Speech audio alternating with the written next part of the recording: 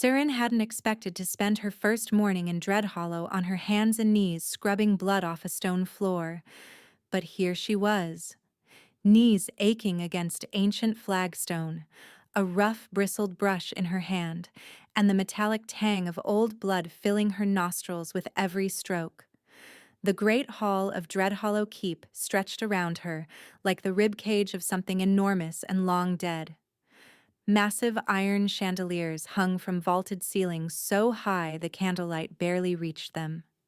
Banners lined the walls, black and silver, each one bearing the snarling wolf crest of the Voss bloodline. The stone beneath her was cold enough to numb her kneecaps through the thin fabric of her skirt, and the silence of the empty hall pressed against her ears like water. She scrubbed harder. The stain wouldn't lift. Someone's blood, old and stubborn, had soaked into the grain of the stone and decided to stay forever. She understood the impulse. Once something stained you deep enough, no amount of scrubbing could undo it. It had been less than 12 hours since she'd arrived. Less than 12 hours since Theron Ashgrove, alpha of the Ashgrove Pack, the man who had stood before their entire territory 3 years ago and called her his destined Luna, his heart, his forever, had handed her over to his rival like a sack of grain offered in trade. She could still hear his voice, steady and indifferent, as he'd addressed the assembly. As a gesture of good faith and lasting peace between our territories, I offer my Luna to the Dreadhollow Pack. No hesitation, no crack in his composure. He hadn't even looked at her, not once. She'd searched his face for something, anything, a flinch, a shadow of guilt, the smallest flicker that might suggest this was difficult for him. There was nothing. She might as well have been a chair he was donating. 3 years of marriage. 3 years of standing beside him at every ceremony and banquet and alliance dinner, smiling until her face ached, supporting his decisions even when they cut against her instincts, managing his household with a precision he never once acknowledged, enduring his coldness when the doors were closed and the public performance was over. And in the end, she was worth less to him than a ceasefire. The brush slipped. Serene's knuckles cracked against the stone, and she hissed through her teeth. "Careful." A voice from behind her, low and dry. "That floor has survived 4 centuries. You won't." Serene looked up. A woman stood in the doorway, old enough that her hair had gone entirely white, but with eyes so sharp they could have cut glass. She wore a healer's apron stained with something green and pungent. "I'm fine," Serene said quickly, tucking her bleeding knuckles against her thigh. The woman's gaze dropped to the hidden hand. "Clearly." Before Serene could respond, a sound rolled through the hall. Not a sound exactly, more of a vibration, deep and resonant, rising through the floor and into her bones. The flagstone beneath her right knee grew warm, then hot. Serene scrambled backward.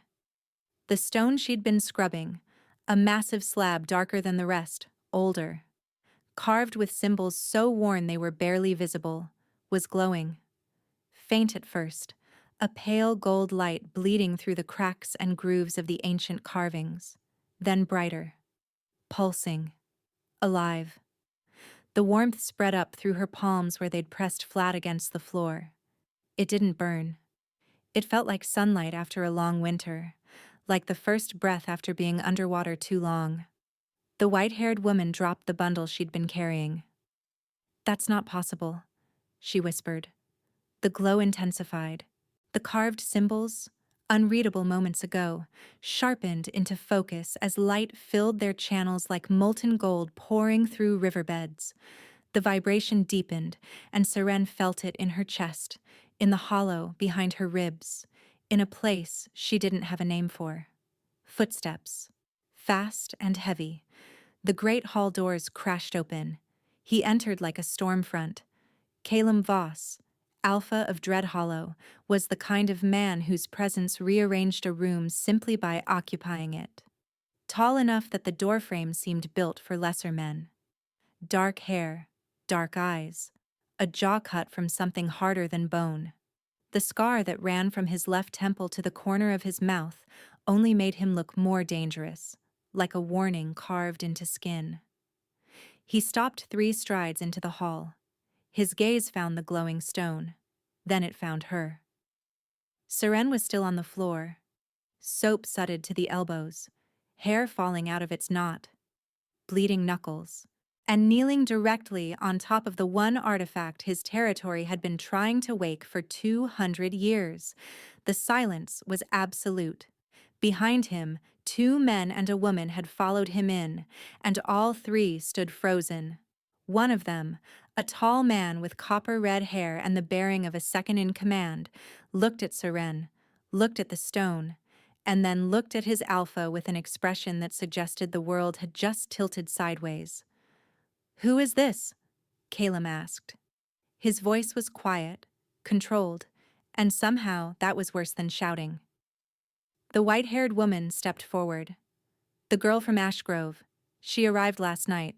I found her here scrubbing the floor when the hearthstone activated." Caleb's dark eyes hadn't left Seren's face.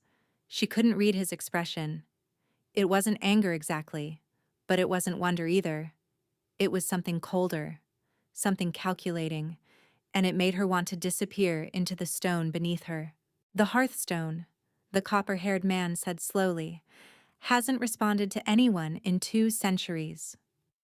"I know what the hearthstone does, Orin," Caleb said, still looking at her. Seren's mouth opened. No sound came out. She tried again.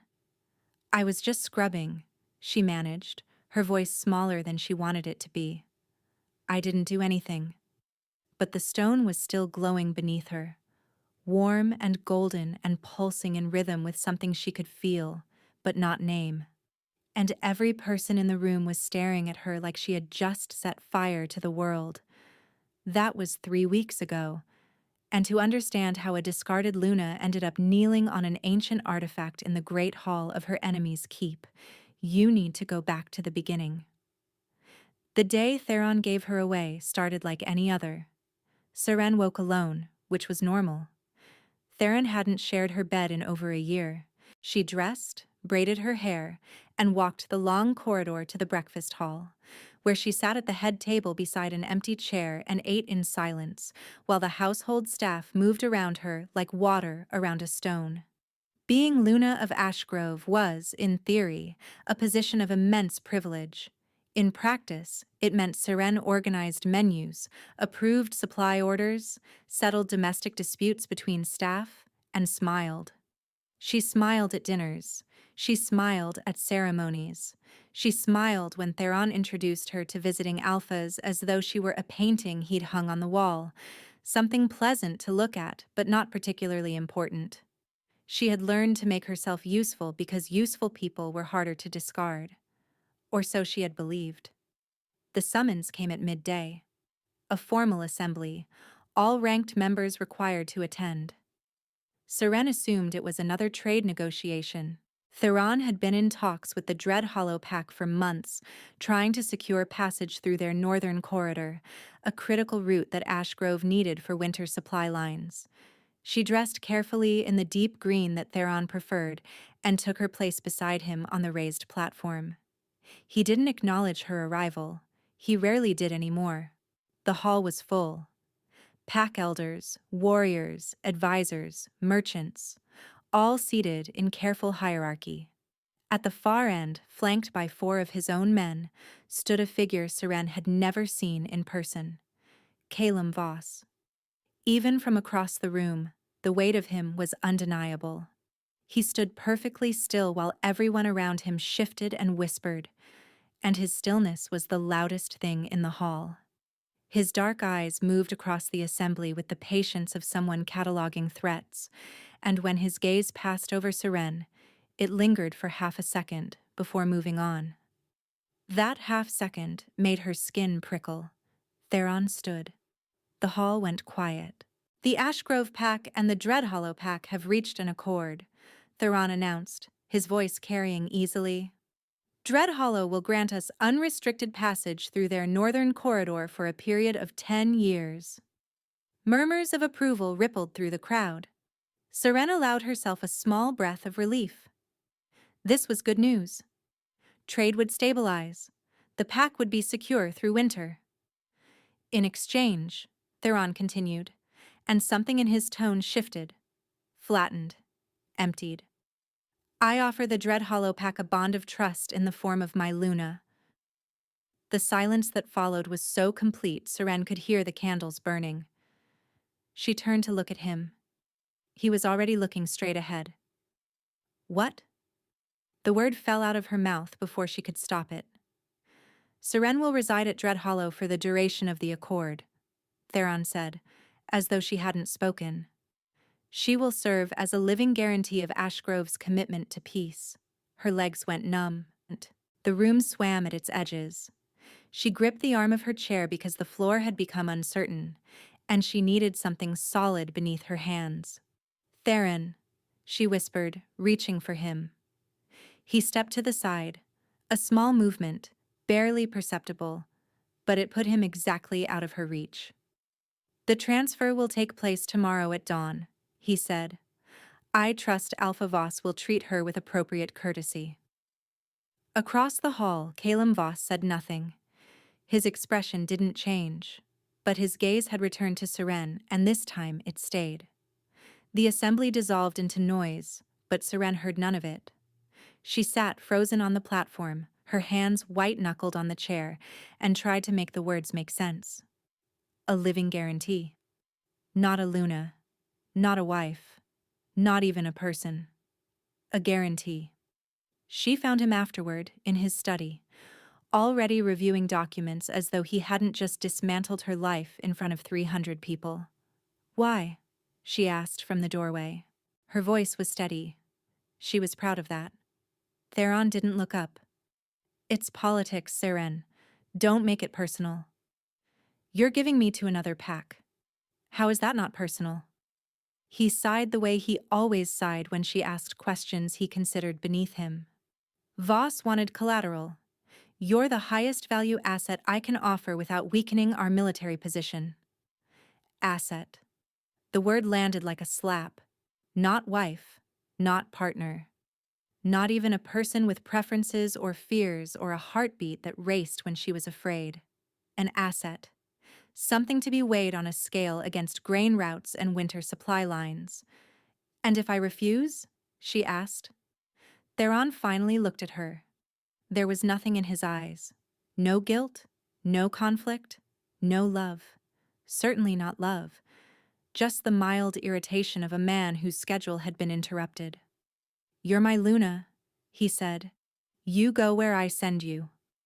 She left his study without another word. She didn't cry. She didn't scream.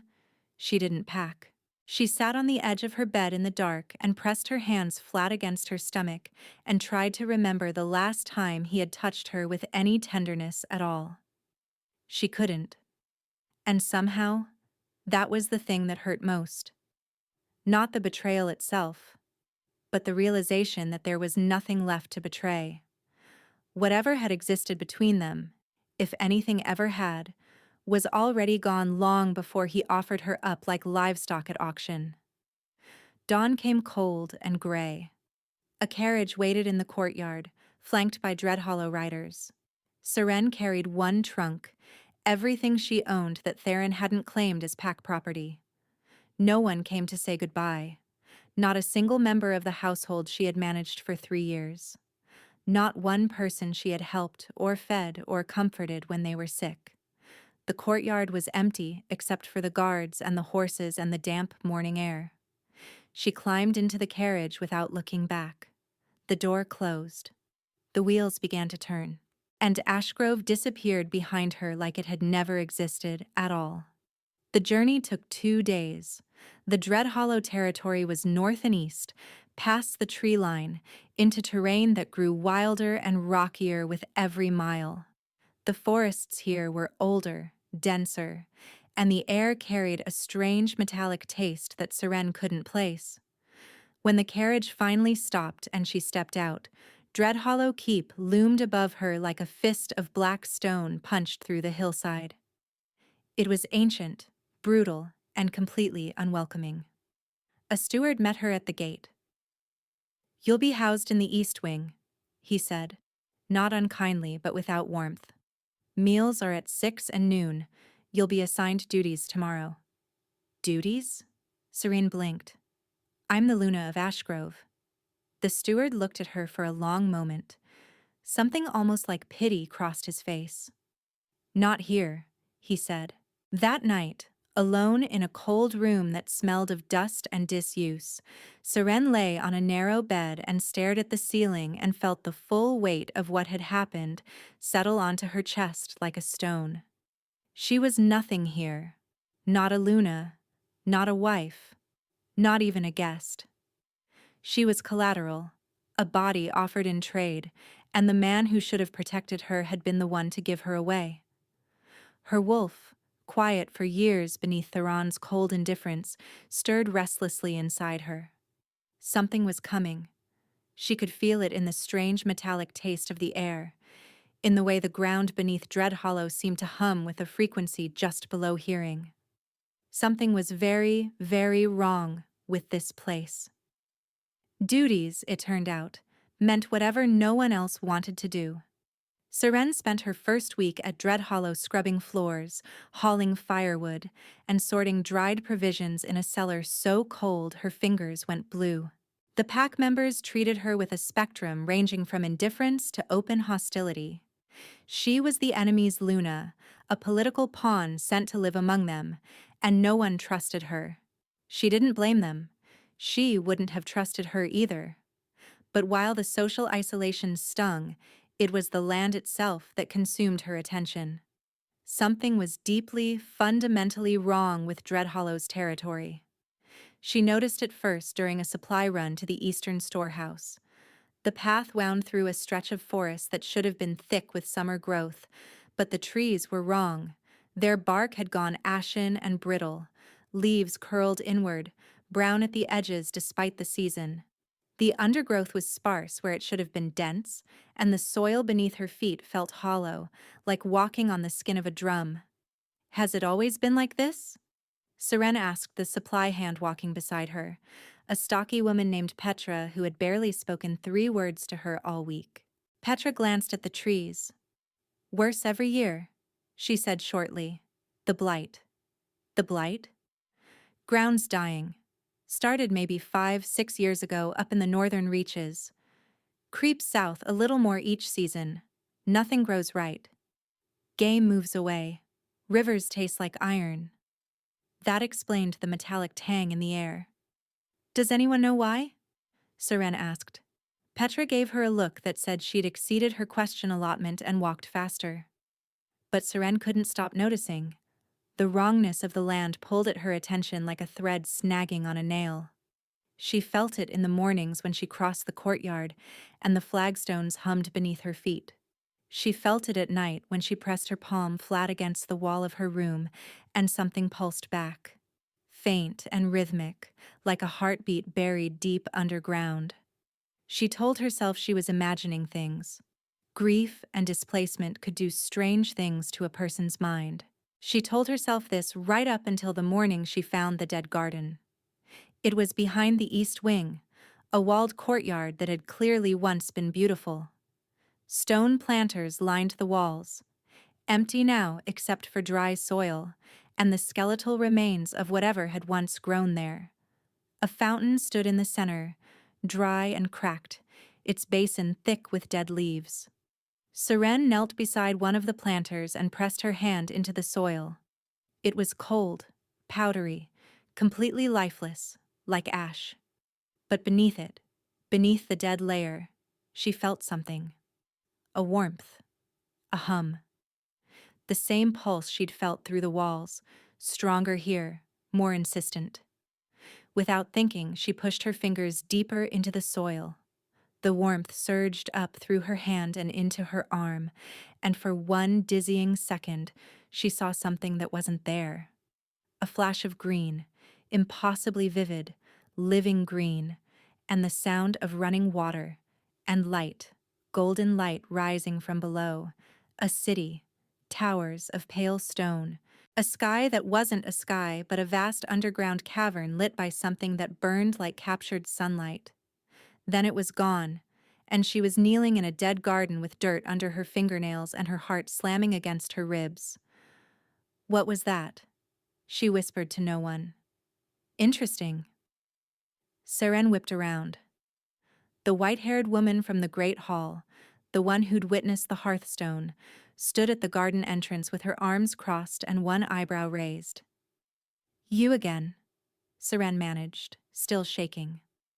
Nesta, the woman said, head healer, and you're the Ashgrove girl who lit up an artifact that's been dead since before my grandmother was born.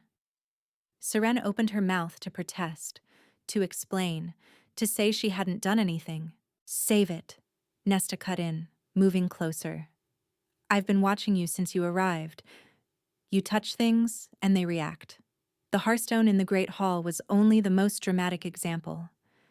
I've seen the corridor sconces flicker when you pass. I've seen frost melt off the courtyard stones where you've walked. She paused, studying Seren with those glass-sharp eyes. What did you just see when you touched the soil? Seren hesitated. Everything inside her screamed to keep quiet, to stay invisible, to not give anyone a reason to notice her. Being noticed in Ashgrove had never led to anything good. But Nesta waited with the patience of someone who had all day and no intention of leaving without an answer. A city, Seren said finally, her voice barely above a whisper. Underground, towers of white stone, golden light. It was beautiful. Nesta's expression didn't change, but something shifted behind her eyes. Something old and heavy moved into place. Come with me, Nesta said. She didn't wait for a response. Seren followed on unsteady legs through corridors she hadn't yet learned, down a staircase that spiraled deeper into the keep than she'd realized the building went. Nesta's workroom was carved directly into the rock, a low-ceilinged chamber lined with shelves of dried herbs, glass jars, leather-bound volumes, and instruments Seren couldn't name. Nesta closed the door and turned to face her. What I'm about to tell you does not leave this room, she said. Understood? Seren's stomach dropped. Those words never preceded anything good. Dreadhollow is dying, Nesta said flatly. Not slowly, not metaphorically. The territory itself is failing. The blight you've seen in the forests is only the surface. Beneath this land lies something ancient, something sealed, and whatever is holding that seal together is cracking. She pulled a leather-bound volume from the shelf and opened it to a page marked with a faded ribbon. The illustration showed an underground kingdom, towers of pale stone beneath a vaulted cavern ceiling, lit by a source of light at its center. Seren's breath caught. It was exactly what she'd seen. Lithenmere, Nesta said, the Lost Kingdom. Sealed 3 centuries ago after the Fall Wars, when the ruling bloodline was scattered and the kingdom's heart was locked away to prevent it from being taken by conquerors. She tapped the illustration. The seal was never meant to hold forever. It was meant to hold until someone of the old blood returned to open it properly. But no one came. And now the seal is decaying, and everything it's holding back, the kingdom's power, its magic, its trapped dead, is leaking into the land above like poison from a cracked vessel. Seren stared at the illustration. And you think I'm connected to this? Because of the hearthstone? Nesta closed the book. The hearthstone is a lock. It was placed in this hall specifically because Dreadhollow was built on top of Lithenmere's main gate. It responds to one thing and one thing only. She paused, letting the weight of what she was about to say fill the room. Royal blood, Nesta finished. The bloodline of Lithenmere's last queen. The floor seemed to shift beneath Serene's feet. That's not possible. I'm no one. My family were farmers in the eastern reaches of Ashgrove. We didn't have titles. We didn't have anything. Bloodlines don't care about titles, Nesta said. They care about blood, and yours just woke up a stone that's been sleeping for 200 years. A knock on the door. Sharp. Deliberate. Nesta opened it to reveal Oren, the copper-haired beta, his face carefully neutral. "The Alpha requests the Ash Grove woman's presence," Oren said. "Immediately." Seren's heart plummeted through her shoes. "Does he know?" she asked Nesta in a frantic whisper. "About the Hearthstone?" "He was there, child." "About Lithenmere?" Nesta paused. "I suppose you're about to find out." The walk to Calem's study felt like a march to the gallows. Oren led, Seren followed. Her legs moved, but she couldn't feel them. Couldn't feel anything except the frantic drumming of her pulse in her ears and the cold dread pooling in her gut. The corridors of Dreadhollow Keep were poorly lit, narrow, and built for defense rather than comfort, and right now they felt like a throat swallowing her whole. "Is he angry?" she asked Oren's back. "The Alpha doesn't do angry," Oren replied without turning around. "He does quiet. And when he goes quiet, that's when people start to worry." Seren swallowed hard. "That's not reassuring." It wasn't meant to be. They stopped at a heavy oak door reinforced with iron bands. Oren knocked once, pushed it open, and stepped aside. The study was smaller than she'd expected for an Alpha's private quarters. No grand desk, no imposing throne-like chair. Just a room lined with maps, a scarred wooden table covered in documents, a fire burning low in a stone hearth, and Calem Voss standing by the window with his back to her. The evening light carved his silhouette in sharp relief. Even motionless, even facing away, the man radiated a kind of authority that made the air heavier just by being in it. Seren clasped her hands together to stop them from shaking. The door closed behind her. Oren stayed outside. She was alone with the Alpha of Dreadhollow.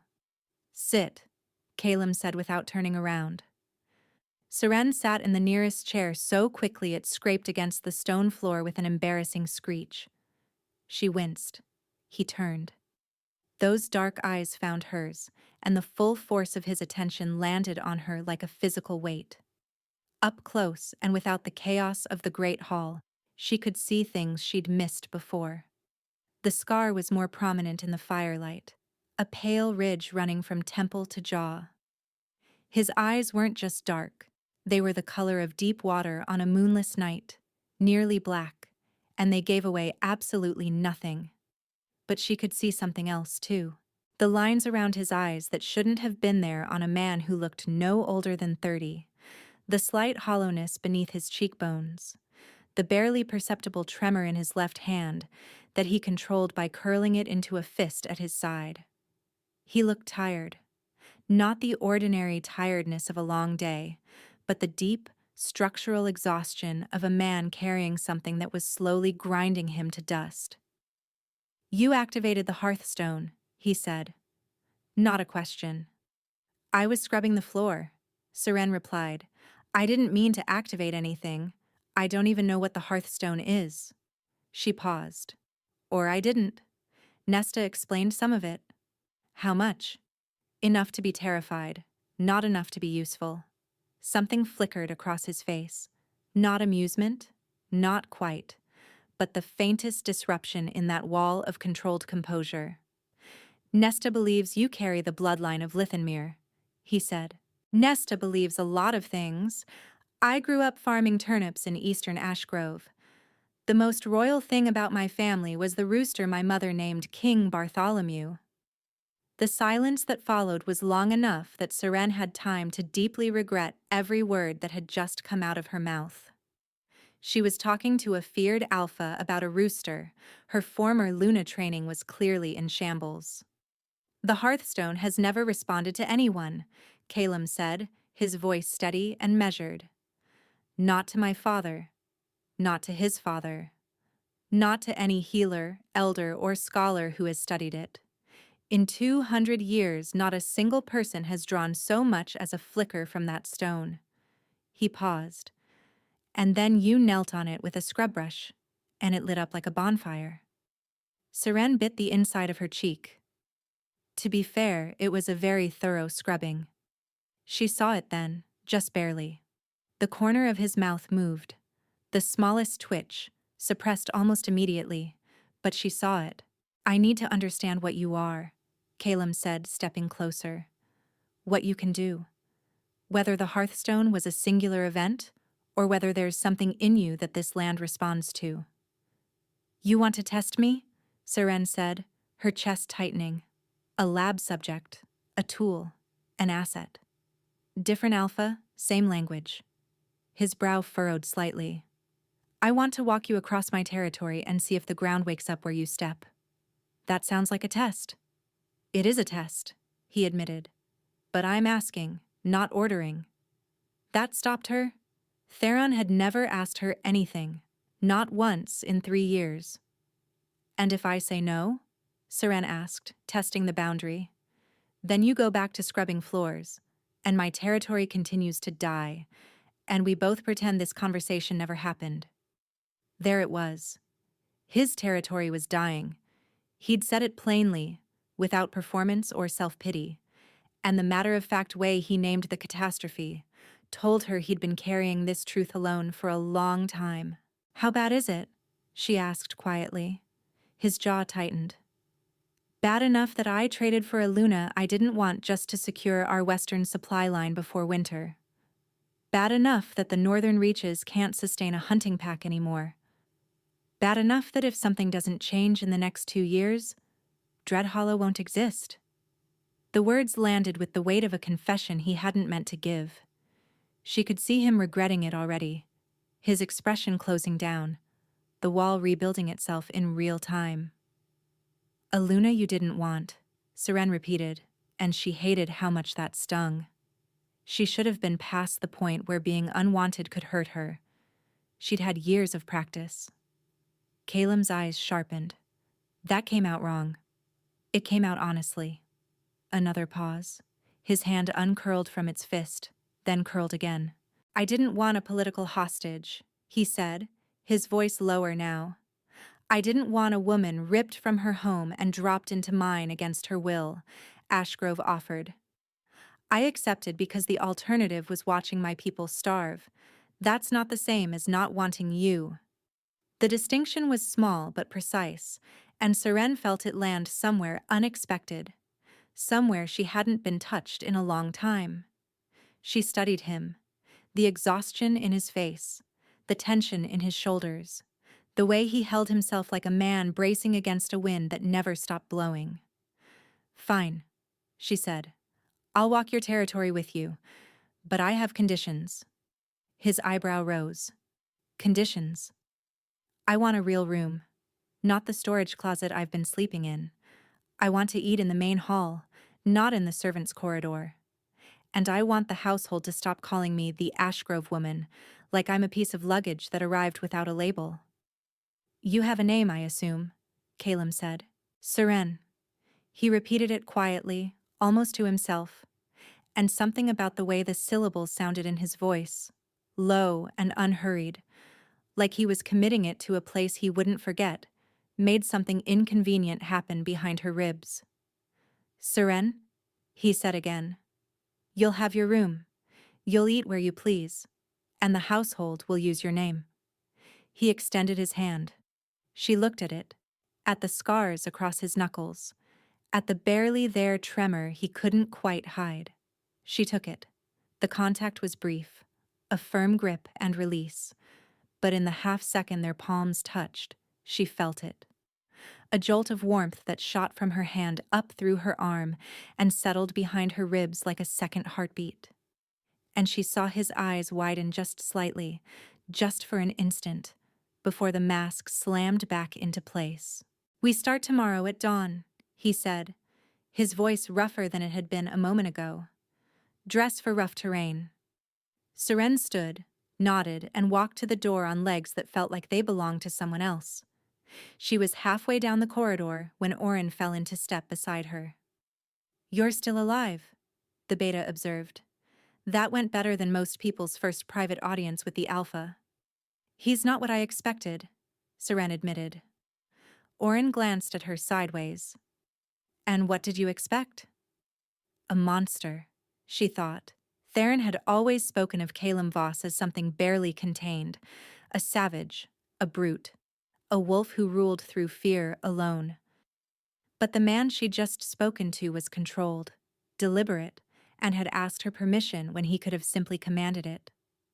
"Someone worse," she said. Oren was quiet for a moment. Then, very carefully, he said, "Don't tell him I said this, but he hasn't slept through the night in over a year. The territory's decline is bonded to him. As Alpha, what the land feels, he feels, and the land is in agony." Saren stopped walking. "He feels the blight?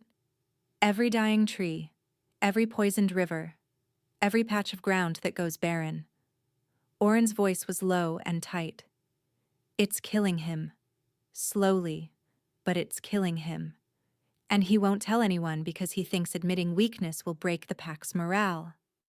The corridor suddenly felt colder. Seren pressed her back against the wall and tried to process what she'd just been told.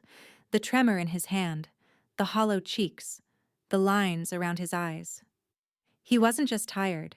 He was dying with his land. "Why are you telling me this?" she asked. Oren looked at her with an expression she couldn't quite decipher. "Because that stone lit up for you," he said. "And in 11 months of watching my Alpha deteriorate, that's the first thing that's given me any hope at all." He left her standing alone in the dim corridor, her hand still tingling where Calum's grip had been, her mind racing with the impossible weight of what she'd just learned. She was a discarded Luna with no pack, no rank, and no power. And somehow, impossibly, she might be the only thing standing between this territory and its end. The ground beneath her feet hummed, faint and steady, like it was waiting for her to decide. They started at dawn, as promised. Calum walked ahead, setting a pace that was brisk but not punishing, his long stride eating ground with the efficiency of a man who'd been mapping this territory since before he could read. Oren trailed behind them both at a distance that suggested he was present for protection, but also very deliberately giving them space. Seren struggled to keep up at first. The terrain beyond the keep was unforgiving, all broken rock and steep inclines carpeted with dead undergrowth that crumbled to powder underfoot. The blight was worse out here. Trees stood like gray skeletons against the sky, their branches bare and brittle despite the season. No bird song. No rustle of small animals in the brush. Just wind and silence, and the faint metallic taste that coated her tongue with every breath.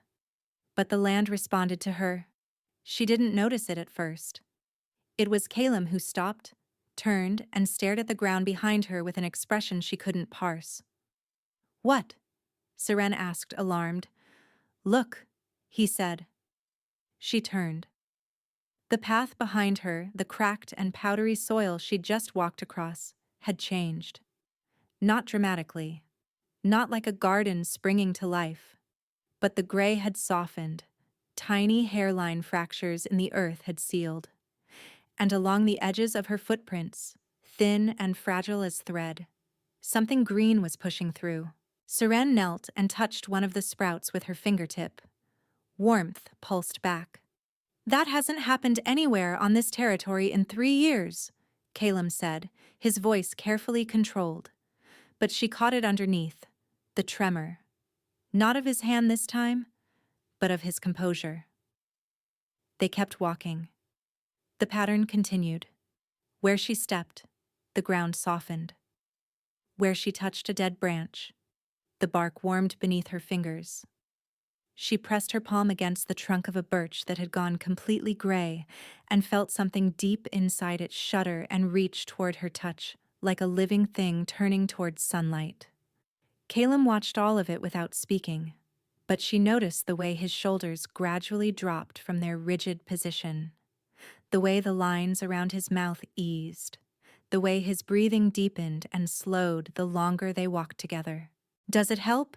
she asked during a rest stop, seated on a flat boulder while he stood at the edge of a dried stream bed, looking down at stones that should have been submerged. He glanced at her. "Does what help?" "Being near me. Orin told me the land's pain is bonded to you. If the land feels better where I walk, then maybe you feel better too.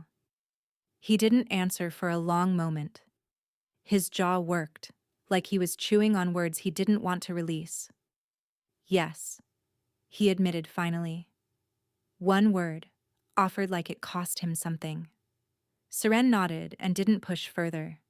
She was learning that Caleb gave things up in small increments, like a man paying a debt he wasn't sure he owed. The days settled into a rhythm after that. Each morning, they walked. Different routes, different sectors of the territory, mapping which areas responded strongest to her presence. Caleb carried a leather journal and recorded everything with a methodical precision that reminded her, absurdly, of the ledger books she'd kept as Luna of Ashgrove. Except those ledgers had tracked grain stores and household expenses, and this one tracked the slow resurrection of a dying land. She started talking during their walks, not about anything consequential at first. Stories from Ashgrove that didn't hurt to tell. The time a visiting diplomat's horse had bolted through the formal gardens and destroyed an entire bed of prize roses. The baker who accidentally doubled the salt in the wedding cake for the pack's most senior elder and then blamed it on the apprentice, who was actually his own son. Caleb listened without comment, which she'd expected. What she hadn't expected was the questions. "The diplomat," he said one morning, 2 miles into a stretch of dead pine forest. "Which territory?" Seren blinked. "Harrowfield." "And the horse?" "Completely fine. Ate 6 rose bushes and seemed very pleased with itself." The corner of his mouth moved. She was learning to watch for that micro-expression, the barely there twitch that was Caleb's version of a laugh. It shouldn't have mattered. It shouldn't have made something warm uncurl low in her stomach every time she caught it. But it did. On the 5th evening, something shifted.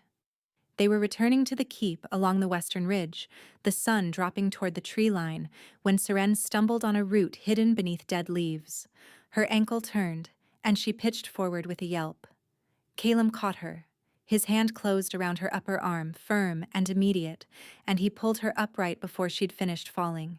For 2 seconds, maybe 3, she was pressed against his chest, his hand on her arm, his other hand braced against her back, and she could feel his heartbeat through his shirt. It was fast, much faster than a man standing still should produce. And then she felt something else. A wave of sensation rolling through the contact point, not the warm pulse of the land waking up, but something sharper, more personal. A thread of raw, bone-deep pain that wasn't hers. She gasped. It was his pain. The territory's agony bleeding through him, constant and grinding, a low scream he carried in his body every waking moment. He released her immediately, stepping back, his expression shuddering. "Are you all right?" he asked, his voice clipped. "You're in pain," she said instead of answering. "Constant pain. I felt it." Something dangerous flickered behind his eyes. "You felt nothing." "I felt everything," she countered, and the honesty of it startled them both. The silence that followed was thick enough to touch. He looked at her with an expression she was beginning to recognize, the face of a man who wanted to say something but had long ago decided that wanting things was a luxury he couldn't afford. "We should get back," he said. That night, Seren couldn't sleep. She lay in her new room, the proper room Caleb had given her as promised, staring at the ceiling and feeling the hum of the ground beneath the keep vibrate through the bed frame. The warmth was stronger tonight, pulsing, rhythmic, almost like a summons. She closed her eyes. The hum deepened, and then the room dissolved. She was underground, vast and impossible and breathtaking. A cavern so enormous its ceiling vanished into luminous haze. Towers of pale stone rose around her, elegant and ancient, their surfaces carved with the same symbols she'd seen on the hearthstone. Golden light emanated from somewhere ahead, warm and alive, illuminating streets and bridges and archways that had clearly once been filled with thousands. Lithenmere, the lost kingdom. Not an illustration in Nesta's book. A real place, solid beneath her bare feet. But something was wrong. The light flickered. The stones were cracked. And at the edges of her vision, shadows moved. Not threatening exactly, but watching. Waiting. Figures that might have been people, or might have been memories, standing motionless in doorways and on balconies, their faces turned toward her. One of them stepped forward. A woman, tall and regal, with silver hair and eyes that burned like molten gold. She wore a crown. The woman opened her mouth to speak, and Seren woke up gasping, drenched in sweat, the word still forming on the ghost queen's lips. A word she hadn't heard, a name she almost recognized. She pressed her hand against her racing heart and whispered into the dark. "What do you want from me?" The ground hummed louder. It didn't answer, but it didn't stop either. Seren found Nesta before the sun was fully up, still shaking, still feeling the phantom warmth of Lithenmere's golden light on her skin. She told her everything: the underground kingdom, the towers, the watching figures, the crowned woman who had tried to speak. Nesta listened without interrupting, her sharp eyes growing sharper with every detail. "You didn't just see it," Nesta said when Seren finished. "You were there. Your feet were dirty when you came to my door." Seren looked down. Pale dust clung to the soles of her bare feet, the same fine powder that had covered Lithenmere's streets. Her stomach dropped. That's not possible. And yet, Nesta crossed to her shelves and pulled down 3 more volumes, stacking them on the workbench with practiced urgency. "The seal is responding to your blood. It's not just waking the surface stones anymore. It's pulling you in. The kingdom recognizes you." "Recognizes me as what?" Nesta opened the largest volume to a painted illustration. A woman in a crown, silver-haired, gold-eyed. Serene's breath locked in her throat because it was her, the woman from the vision. Rendered in pigment and gold leaf 3 centuries ago. "Vaelith," Nesta said. "Last queen of Lithenmere.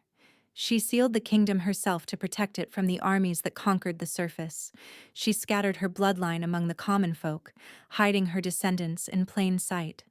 She paused. "In places like Eastern Ashgrove, among families who grew turnips and named their roosters after kings." Seren sank onto a stool, her legs refusing to hold her. "So my whole life, my entire ordinary, invisible, unremarkable life, I've been carrying this inside me and never knew?" "The blood lies dormant until it encounters the seal," Nesta explained. "You could have lived and died in Ashgrove and never known, but you're here now, standing on top of Lithenmere's main gate. And the seal knows exactly what you are." A knock at the door. Oren entered, his expression tight with something that looked disturbingly close to alarm. "Nesta, you need to come. The Alpha collapsed during the morning briefing." Seren's blood went cold. They found him in the corridor outside the council room. He was on his feet by the time they arrived, one hand braced against the wall, Oren hovering at his elbow. But his face was gray. Not pale, gray, the same lifeless ash color as the blighted trees in his territory. "I'm fine," Calum said through clenched teeth. "You're the color of a corpse," Nesta replied flatly. "Sit down before you prove me right." He sat on a stone bench grudgingly, and Seren watched the effort it took him to maintain composure. His hands trembled openly now, both of them, and the hollows beneath his eyes had deepened overnight into bruised caverns. "The blight surged last night," Nesta murmured to Oren, but Seren heard every word. "The northern sector lost another mile of viable land. He would have felt that directly." Seren moved closer. Calum's gaze snapped to her, and she saw him brace, saw his walls go up, saw the stubborn, infuriating refusal to admit weakness harden his jaw. She reached out and laid her hand over his where it gripped the edge of the bench. The effect was immediate. His breathing slowed. The gray in his face receded, warmth returning like blood flowing back into frostbitten skin. His trembling hands steadied. His rigid shoulders dropped by inches. He stared at their joined hands with an expression of naked disbelief. "How?" he managed. "She's Lithenmir's bloodline," Nesta said simply. "The land responds to her. You're bonded to the land. The logic isn't complicated." Caleb pulled his hand away. Not roughly, but deliberately, and the moment the contact broke, the gray crept back into his complexion within seconds. Siren felt it too, a sudden hollow absence in her chest, like a door slamming shut against warmth. "No," Caleb said quietly. Siren blinked. "No to what?" He stood, steadying himself against the wall. "I know where this goes. Nesta wants you sleeping beside me so the contact is sustained. She wants proximity, physical proximity, to manage the symptoms." "It would help enormously," Nesta confirmed. "And what happens when the seal pulls her in deeper?" Caleb asked, his voice sharp enough to cut stone. "She was pulled into Lithenmir last night. Physically. She came back with dust on her feet. What happens when she goes in and doesn't come back?" The corridor went silent. "You knew about Lithenmir?" Siren asked, stunned. "I've known since I was 16, Caleb said, something raw and bitter threading through his voice. "My father told me before he died. The seal, the kingdom, the blood that could open it. He spent his entire life searching for someone who could wake the Hearthstone. He failed, and the land killed him for it." He swallowed hard. "I watched my father die by inches, Siren, the same way this territory is killing me now, and I will not drag you into the same grave." The pain in his voice was so vast it swallowed the corridor whole. She could feel it vibrating through the bond that wasn't supposed to exist yet, a tidal wave of grief and fear and guilt that he had been drowning in alone for years. "So you'd rather just die?" she asked, her voice cracking. "I'd rather you survive," he said. "Go back to your room. Stop touching the stones. Stop touching me. The less contact you have with any of it, the safer you'll be. And the territory? The territory is my burden, not yours." He turned and walked away, each step costing him visibly, his hand trailing along the wall for support he refused to ask for from anyone living. Siren watched him go and felt something rip open behind her sternum. 3 days passed. He avoided her completely. She was reassigned from the territory walks to kitchen work. Oren delivered the news with an apologetic expression and the careful phrasing of a man following orders he disagreed with. Her room was moved back to the east wing, farther from Caleb's chambers, and she felt every inch of the distance. The hollowness in her chest grew worse each day. Her wolf, which had been stirring with increasing urgency since she'd arrived at Dreadhollow, now paced inside her like a caged thing, restless and aching and inconsolable. She couldn't eat without nausea. She couldn't sleep without waking to the phantom sensation of golden light and a queen's unspoken word. On the 3rd morning, Oren appeared at her door with a face like a funeral. "There's a delegation from Ashgrove at the gate," he said. "Theron is here. He's demanding your return." Siren's heart seized. "What?" "Word has spread about the Hearthstone, about what you can do. Theron wants you back." The irony was so vicious it almost made her laugh. 3 years of being invisible, and now 2 alphas were fighting over her like she was territory to be claimed. She followed Oren to the main hall. It was packed. Every ranked member of Dreadhollow stood along the walls, tense and silent. At the far end, flanked by 4 Ashgrove warriors, stood Theron. He looked exactly the same. Composed, polished, eyes scanning the room with practiced authority. When he saw her, he smiled, and the sight of that smile, warm and familiar, and absolutely false, made bile rise in her throat. "Seren," he said, his voice carrying across the hall. "I've come to bring you home." Before she could respond, a door behind the raised platform opened and Calum entered. He looked terrible, ashen, hollow, visibly unsteady, but his expression was carved from granite, and when he spoke, his voice filled every corner of the room. "She stays." Theron's smile didn't waver. "She's my Luna, my mate. The terms of our accord didn't include permanent transfer. The terms included her residence at Dreadhollow for the duration of the accord, which has 9 years remaining." Calum replied coldly. "She stays." Theron turned to Seren, and his expression shifted into something that mimicked tenderness so convincingly it would have fooled anyone who didn't know him. "Seren, darling, tell them you want to come home." The word darling landed like acid on her skin. He had never once called her that in private. Seren looked at Theron. She looked at Calum, gray-faced and trembling and standing his ground despite looking like he might collapse at any moment.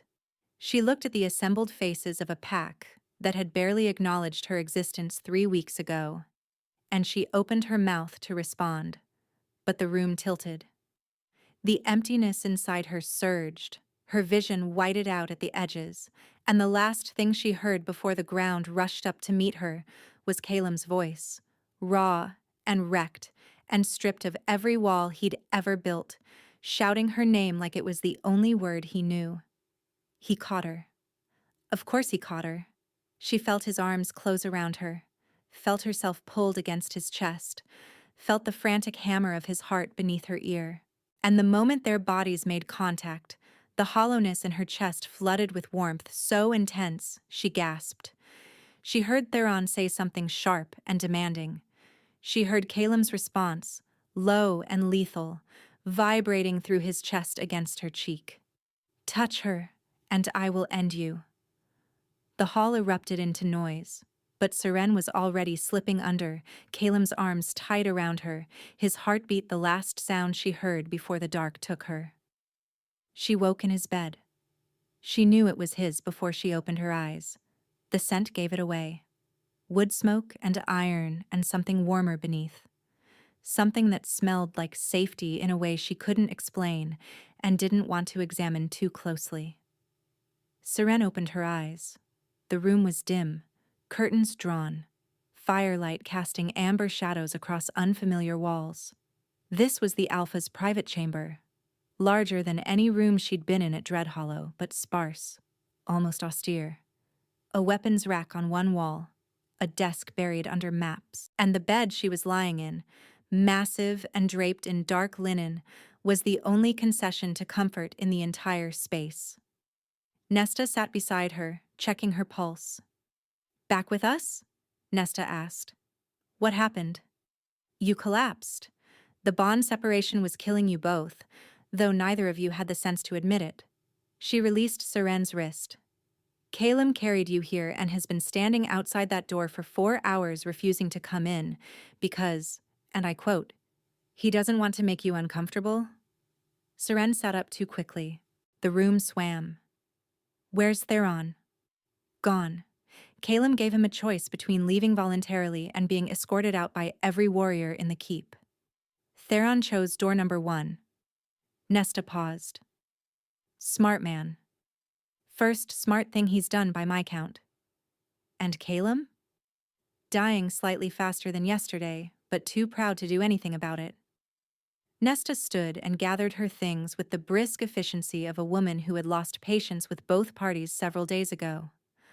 "I'm going to send him in now, and I'd strongly suggest you two stop being idiots before this territory loses its alpha, and I lose my 2 most frustrating patients in the same week." She left. The door closed. Silence settled over the room like snow. Then it opened again, and Calum filled the doorway. He looked worse than she'd ever seen him. The gray had spread from his face down to his hands. His eyes, those dark, unreadable eyes, were bloodshot and shadowed. He leaned against the doorframe like it was the only thing holding him vertical. But he was looking at her. Really looking. Not the controlled assessment he usually offered. Not the careful neutrality he wore like armor. He was looking at her the way a man looks at the one thing in the world he wants most and has convinced himself he cannot have. "You're awake," he said, and his voice broke on the second word.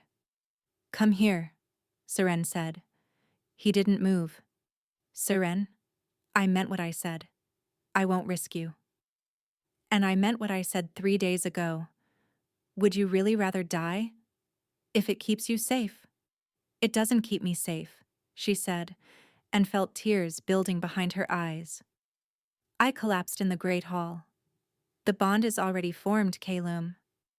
Whether you touch me or don't touch me, whether I sleep here or on the other side of the keep, we're already connected. The only thing your distance is doing is killing us both faster." He flinched, physically flinched like she'd struck him. "How long have you known about the bond?" she asked. His hand gripped the doorframe until his knuckles went white. "Since the handshake, in my study, the first time we touched." Weeks. He'd known for weeks and said nothing. Carried it alone, like he carried everything alone. "Why didn't you tell me?" "Because you didn't choose this," he said, and the rawness in his voice was devastating. "You didn't choose to be given away. You didn't choose to come here. You didn't choose me. And I refuse to be another alpha who takes your choices from you." The tears spilled over. She didn't wipe them away. "You're right," she whispered. "I didn't choose any of those things. But I'm choosing now." She held out her hand. He stared at it. The firelight caught the tremor running through his entire body, exhaustion and pain and something fiercer wrestling beneath his control. "I don't want to hurt you," he breathed. "Then stop leaving me," Seren said. "That's what hurts." He crossed the room in 3 strides, his hand closed around hers and the warmth detonated between them, flooding through every point of contact, racing up her arm and settling into her chest like a sun being born behind her ribs. She gasped. He made a sound that was half groan, half something broken finally being set right. She pulled him down onto the bed beside her. He came without resistance, all that iron control dissolving the moment she touched him. She pressed her palm against his chest and felt his heartbeat steady under her hand, felt the gray recede from his skin in real time, felt the trembling stop. "You stubborn, impossible man," she murmured. His hand came up to cradle her face. His thumb traced the tear track on her cheek. "You collapsed in front of my entire pack, and your former mate, and you're calling me stubborn?" "Yes, because you watched me collapse rather than admit you needed me." Something cracked behind his eyes. The last wall. The final defense. "I need you," he said, and the words came out like they'd been locked inside him for years, not weeks. Years. "I need you so much it terrifies me."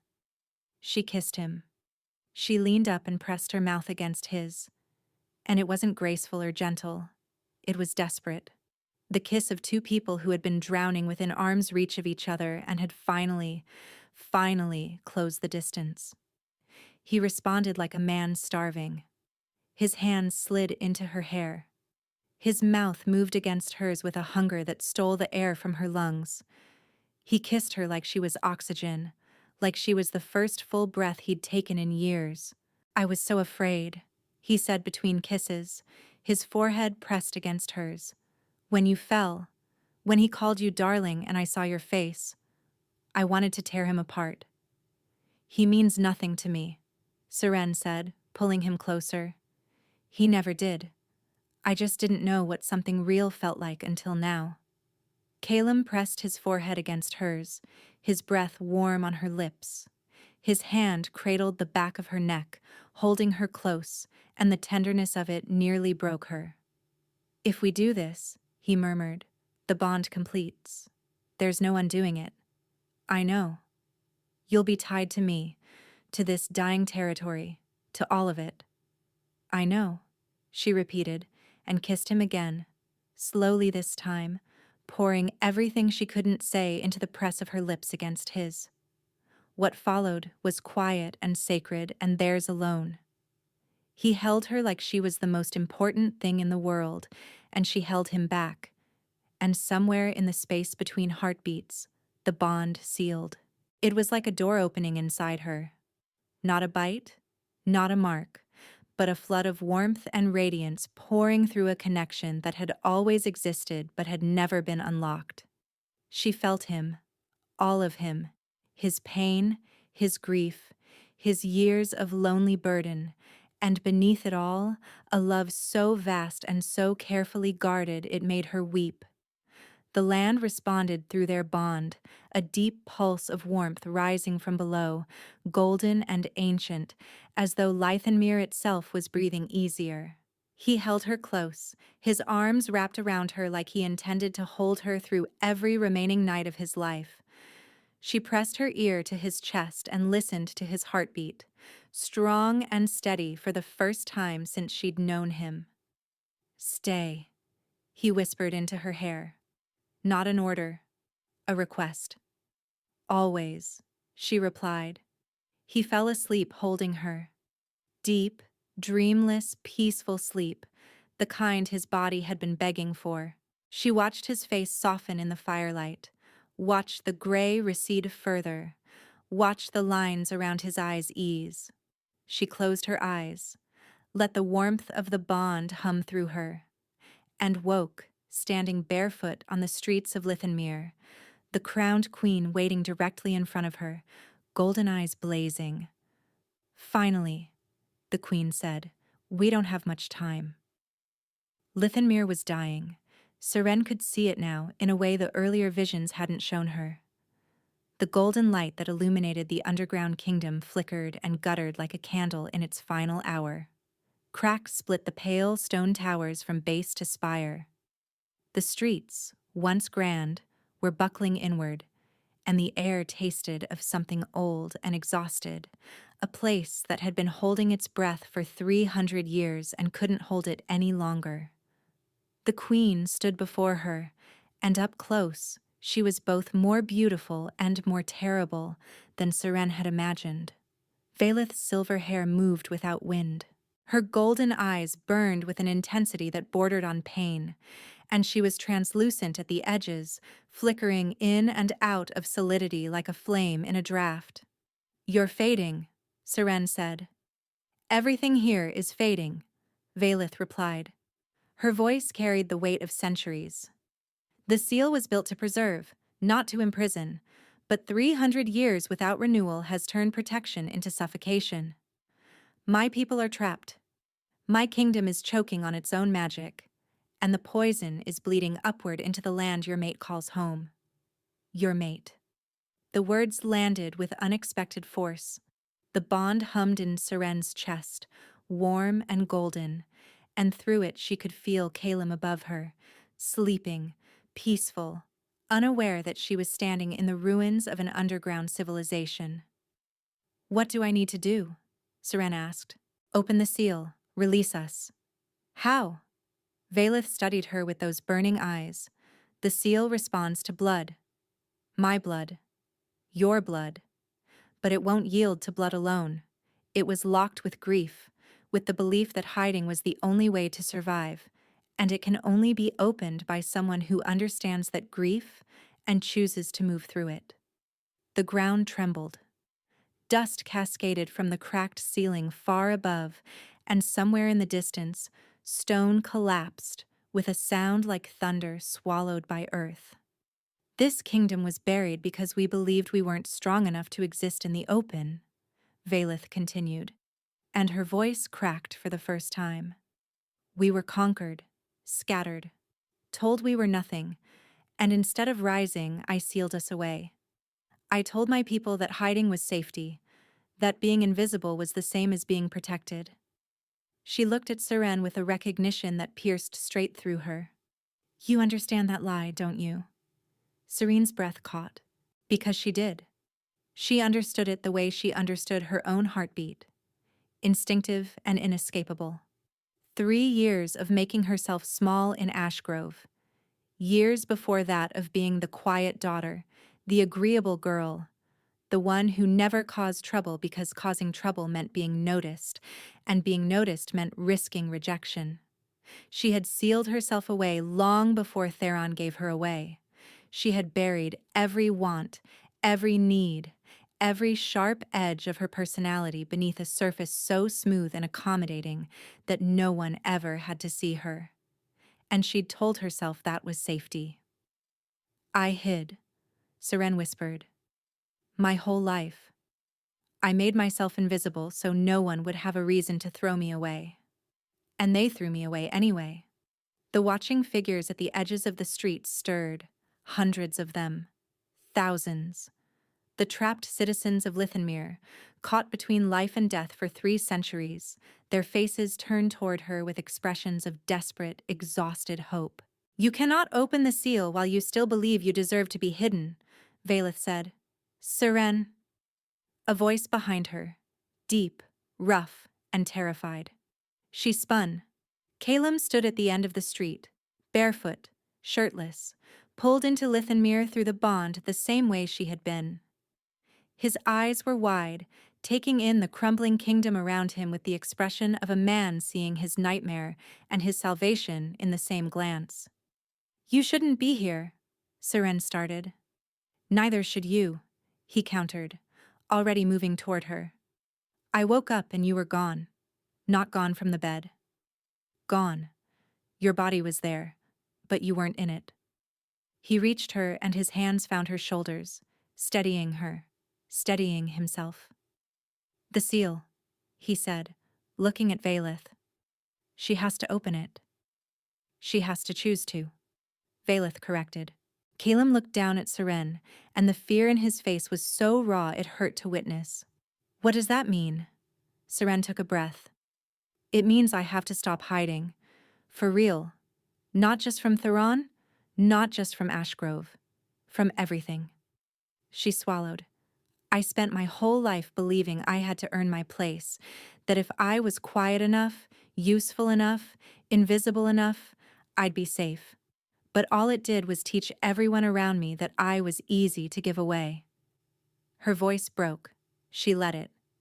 You kept the bond secret because you didn't want to take my choices away, she said, looking up at Calum. But I kept myself secret my entire life because I was afraid that if anyone really saw me, they'd decide I wasn't worth keeping. Calum's hands tightened on her shoulders. You are worth everything, he said, low and fierce and absolute. Everything. Then let me do this, she said. Let me be seen. She turned to face the queen, the watching thousands, the crumbling towers and the dying light. She could feel the seal beneath her feet, ancient and exhausted. A lock that had held for 300 years because the woman who said it believed that hiding was the only option. Seren pressed her palms against the ground. The stone was warm. The hum she'd felt since arriving at Dreadhollow intensified, filling her body, vibrating through her bones and blood, and the golden thread of the bond. I see you, she said to the dead, all of you. You deserved better than this. You deserve to exist in the open, to be known, to be remembered. And so do I. The words weren't dramatic. They weren't a spell or an incantation. They were just the truth. Spoken aloud for the first time by someone who finally believed it. The seal shattered. Not violently. It dissolved. Like frost meeting sunlight, like a held breath released. Golden light erupted from the ground, pouring upward through the cracks and fissures, flooding the streets, the towers, the cavern ceiling. The trapped figures dissolved into the light, one by one, their faces shifting from anguish to peace as 3 centuries of imprisonment finally ended. Valeth smiled. It was the most beautiful and the saddest thing Seren had ever seen. Thank you, the queen whispered, and then she was light, and then she was gone. The kingdom trembled. The towers began to sink, not collapsing but settling, returning to the earth that had held them. The golden light rushed upward, through the stone, through the soil, through the roots of dead trees and the beds of dry rivers, carrying 300 years of trapped life force back into the land that had been starving for it. Caleb grabbed her hand. The ground shifted beneath them, and the world went white. Seren woke in his arms, in his bed, in the gray light of early morning. She could feel it immediately, even before she opened her eyes. The hum beneath the keep was different. Not desperate, not strained, steady, calm, like a heartbeat finding its rhythm after years of arrhythmia. Caleb was already awake, looking down at her. His face was different. The gray was gone. The hollows beneath his eyes had softened. The tremor in his hands had disappeared entirely. "Look," he said softly, and tilted his head toward the window. Seren turned. Through the glass, in the pale dawn light, the hillside beyond the keep was green. Not the sickly, struggling green of a single sprout pushing through dead soil. Green, rich and deep and alive, rolling across the landscape like a tide. She pressed her hand to her mouth and sobbed. Caleb pulled her against his chest and held her while she cried, while relief and joy and grief for everything she'd lost and everything she'd gained poured out of her in equal measure. "You did that," he murmured against her hair. "We did that," she corrected, her voice muffled against his shirt. He kissed the top of her head. "We did that." The land didn't heal overnight, but it healed. Week by week the blight receded. Rivers ran clear. Trees pushed out new growth. Prey returned to the northern reaches, and the metallic taste that had haunted the air for years faded to nothing. Caleb's strength returned with his territory. The gray left his skin permanently. He slept through the night, every night, with Seren beside him. Sometimes she woke before him and watched the steady rise and fall of his chest, the peace in his face, and felt the bond hum between them like a song neither of them had known they needed to hear. Word reached Ashgrove eventually. The Hearthstone, the Bloodline, the Kingdom released. Theron sent a formal letter requesting renewed negotiations. Caleb used it to light the fire in his study. Seren didn't ask him to dignify it with a response. He didn't offer one. The pack adjusted. It took time. A former Luna from a rival territory, bonded to their alpha, carrying the blood of an ancient kingdom that had reshaped their land from beneath, was not a simple thing to absorb. But Seren had spent a lifetime learning how to manage a household, and Dread Hollow's people, stubborn and guarded as they were, eventually stopped calling her the Ashgrove woman and started calling her by name. On a morning 3 months after the seal broke, Seren stood in the great hall of Dread Hollow Keep. Not on her knees. Not scrubbing anyone's floor.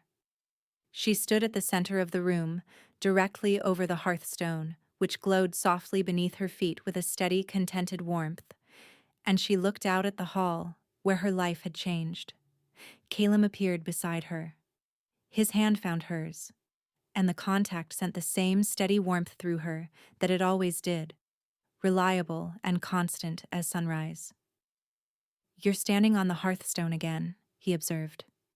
"It likes me," Seren replied. The corner of his mouth moved.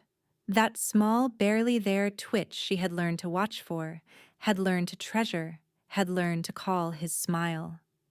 "It's not the only one," he said quietly. Seren squeezed his hand. The stone hummed beneath her. The morning light poured through the tall windows, falling across the banners and the iron chandeliers and the scarred flagstone floor that had once felt like a prison. It felt like home now.